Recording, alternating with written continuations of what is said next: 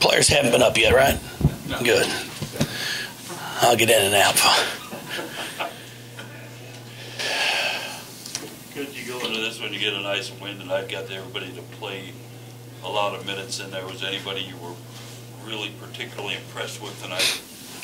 Well, I thought overall that we had some good production from a lot of players. I thought Sam Fearing, she wasn't feeling well today, but I thought she came out and played extremely hard. It's just the turnovers that she's got to cut down on. Like I told her, like, if you're not feeling good on Sunday, then obviously I can't play you because you throw it to the other team when you're not feeling well. And we can't have that. So there are turnovers that she knows she can't make, that she has to cut down on. Of our 17 turnovers, I think 11 of them came from our post players. And we've got to get rid of that. They aren't handling the ball enough to get 11 of our 17 turnovers.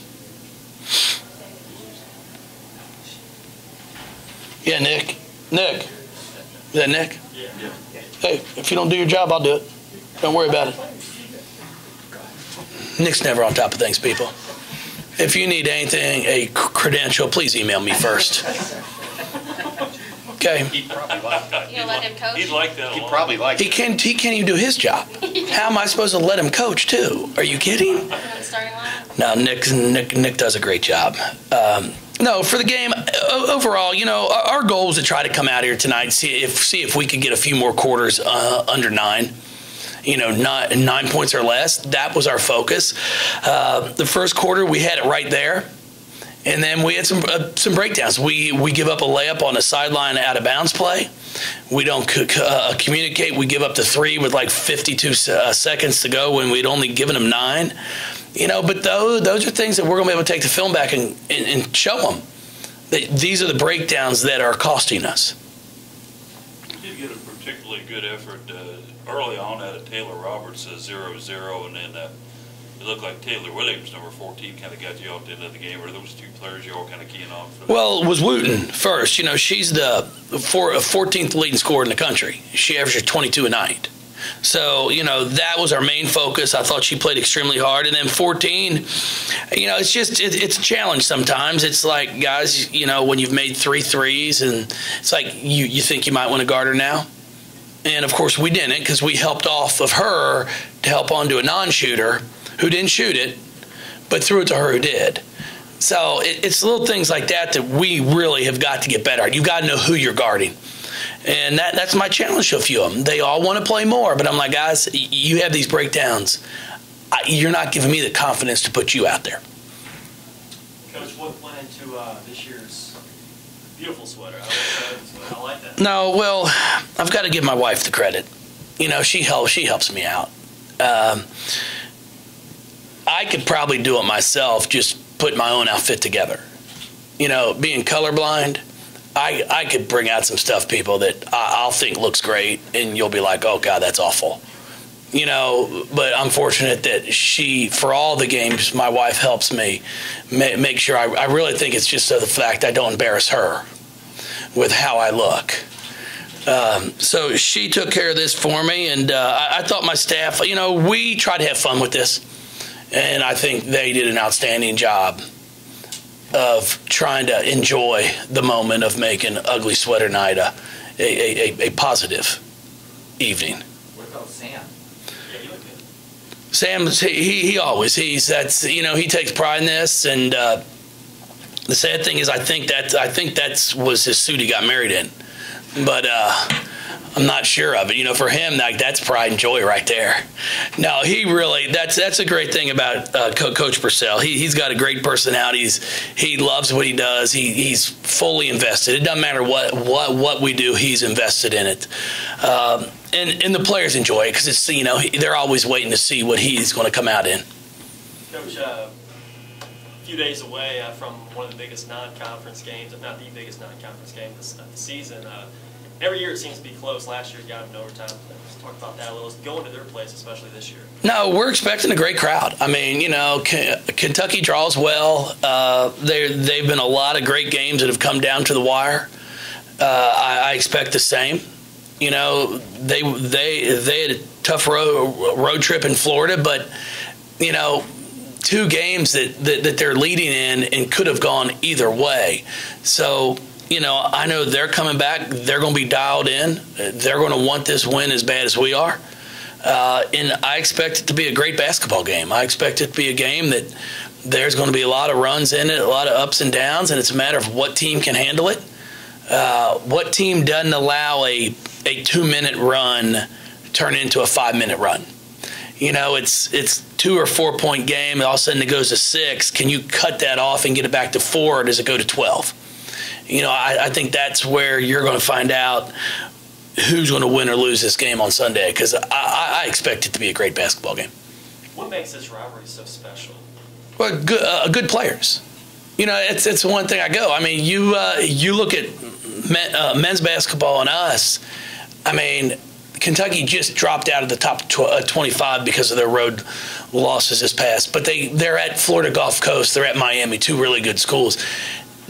This might be the first time since 2009, when we were not very good after we gone to the Final Four and we had all those injuries, that both teams aren't ranked. You know, that's like men's basketball. It's very seldom that both teams are not ranked in the top 15, top 10 in women's basketball. That's why I try to tell everybody. They're like, man, you know, but this sport, they win all the time. They haven't lost. Just like, well, yeah, look at both of our programs. We're top 10, top 15. Games can go either way when you're playing those caliber of teams, and that's what makes it so much fun are the players. You know, they're players that can take over games. This 4-game sequence you've played against Tennessee schools, is this something where you're going to have to return to visit to them next year, or how does that set up? No, I think, you know, we went to UT Martin last year. We went to Vandy last year. So now they just returned to us. Middle, we were down there last year. So these are just return games of home and homes that we had done. Coach, 7 players scoring in double figures for your team. How encouraging is that? Well, I think it's great. I mean, I think it shows that we've got the ability to score from many different positions on the floor, and that's what you want. You want depth. I think our shooting percentage is what encourages me, because they weren't all just layups.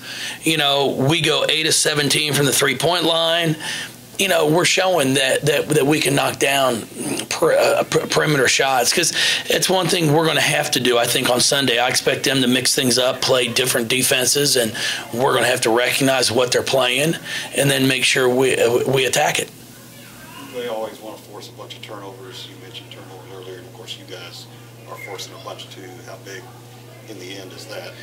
Ball control is going to be really important. You know, I just told our kids, you know, it almost felt like there for a little bit in the third quarter that we were either scoring or turning it over. We're shooting it at 50% on the season. I'm like, you know, I expect if we can get it down to between 10 and 14 turnovers a night, I'm fine with that, with how we're trying to play. You know, you can't play upbeat. You can't play fast tempo, fast pace, and expect to not turn the ball over every once in a while. It's going to happen. But we've got to eliminate the unforced turnovers, which to me are the cross-court skip passes in the backcourt, dribbling it off your leg. You know, those are the ones that we've got to cut down on, because I think it's going to come down to who values the basketball the most on Sunday. Is this game a good one to kind of kick off a road stretch, and then you come home and it doesn't get any easier after that? It's kind of like real. No, it's for real now. You know, we've got Kentucky on Sunday. We'll travel out to Denver on Monday morning to play Air Force. You know, Colorado Springs is where Kylie Shook's from, and we try to get our kids back as close as we can to home at least once during their career. Then they'll all go home for Christmas from there. And then we'll meet back on the 26th, practice 26th, 27th, and travel down to Tech to play Georgia Tech on the road, NC State on the road. And then our first home game is back here with Duke. I mean, you've got to show up and play. There's no question about it. And, you know, it's going to be good. You've got to, you know, as I tell people there, you know, I've had people go, man, the ACC didn't do you much of a favor with the schedule. You know, I look at it as I've got 2 on the road starting off. Well, there's 2 of my 8 finished. So now my next 14, you've got a bunch at home. So, it doesn't bother me.